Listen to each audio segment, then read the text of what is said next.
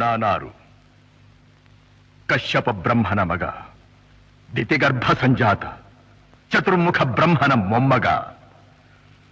ವಿಧಾತನಿಂದ ವಿಧಿ ಬರಹವನ್ನೇ ಬದಲಾಯಿಸಿ ಮರಣವನ್ನೇ ಮೆಟ್ಟಿ ನಿಂತ ಮಹಾವೀರ.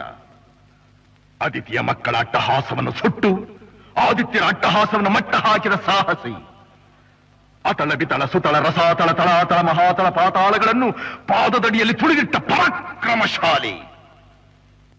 ಅಡಿಯಿಟ್ಟರೆ ಬೆರೆಯುವುದು ಭೂಮಿ, ತಲೆ ಎತ್ತಲು ಬೆಚ್ಚುವುದು ಭಾನು, ಕೈ ಎತ್ತಲು ನಡುಗುವುದು ಸೃಷ್ಟಿ. ಚತುರ್ಮುಖನ ಸೃಷ್ಟಿಯೇ ನನ್ನ ಆಜ್ಞೆಯನ್ನು ಪಾಲಿಸುತ್ತಿರುವಾಗ ಯಕ್ಕಶ್ಚಿತ್ನದ ಮಗ, ನೋ ಜನ್ಮ ಕೊಟ್ಟ ಮಗ, ನನ್ನ ವಂಶವನ್ನೇ ಬೆಳಗಬೇಕಾದ ನನ್ನ ಕುಮಾರ, ನನ್ನ ಆಶಾ ಜ್ಯೋತಿಯಿಂದ ಎಂದು ನನ್ನ ಮನಸ್ಸಿಗೆ ನೆಮ್ಮದಿಯಿಲ್ಲವೆಂದರೆ ಛೀ, ಇದೊಂದು ಬದುಕೆ, ಇದೊಂದು ಜನ್ಮವೇ, ಎಂತಹ ದುರ್ವಿಧಿ, ಇದೆಂತಹ ದುರ್ವಿಧಿ. ನಾನೇ ಸರ್ವಶಕ್ತನೆಂದುಕೊಂಡರೆ ಅದಾವ ಶಕ್ತಿ ನನ್ನ ಎದುರಾಗಿ ನಿಂತು ಕಾಡುತ್ತಿದೆ. ಅದಾವ ಶಕ್ತಿ ಪುತ್ರನನ್ನೇ ಶತ್ರುವನ್ನಾಗಿ ಮಾಡಿದೆ. ಅದಾವ ಶಕ್ತಿ ಅವನಿಗೆ ನನ್ನನ್ನು ಎದುರಿಸುವ ಧೈರ್ಯ ತುಂಬಿದೆ. ಅದಾವ ಶಕ್ತಿ ಅವನಿಗೆ ಸಾವು ಬರದಂತೆ ತಡೆದಿದೆ. ಅದಾವ ಶಕ್ತಿ ನನ್ನ ಮುಖಭಂಗ ಮಾಡಿ ತಲೆ ತಗ್ಗಿಸುವಂತೆ ಮಾಡಿದೆ.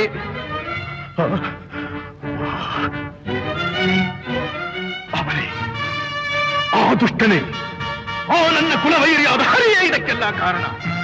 ಎನವೆಲವೋ ಹರಿ, ಕಪಟಿ, ವಂಚಕಿ, ನನ್ನ ಮಗನ ಹೃದಯಾಂತರಾಳವನ್ನು ಹೊಕ್ಕು ಅವನ ತಲೆಯನ್ನು ಕೆಡಿಸಿ ಮನ ಬಂದಂತೆ ಆಡಿಸುತ್ತಿರುವೆಯಾ? ನಿನಗೆ ಪೌರುಷವಿದ್ದರೆ, ಪರಮ ಪುರುಷೋತ್ತಮನೇ ನೀನಾಗಿದ್ದರೆ, ನನ್ನಂತೆ ನಿಜವಾದ ಗಂಡು ನೀನಾಗಿದ್ದರೆ ಬಾ, ಬಂದು ನನ್ನ ಎದುರಿಗೆ ನಿಲ್ಲು. ನಿನ್ನ ಉದರವನ್ನು ಬಗೆದು ನಿನ್ನ ಕೆರಳುಗಳನ್ನು ಮಾಲೆ ಹಾಕಿಕೊಂಡಿದ್ದರೆ ನಾನು ಹಿರಣ್ಯಕಶಿಪುವೇ ಅಲ್ಲ, ನಾನು ಹಿರಣ್ಯಕಶಿಪುವೇ ಅಲ್ಲ, ನಾನು ಹಿರಣ್ಯಕಶಿಪುವೇ ಅಲ್ಲ.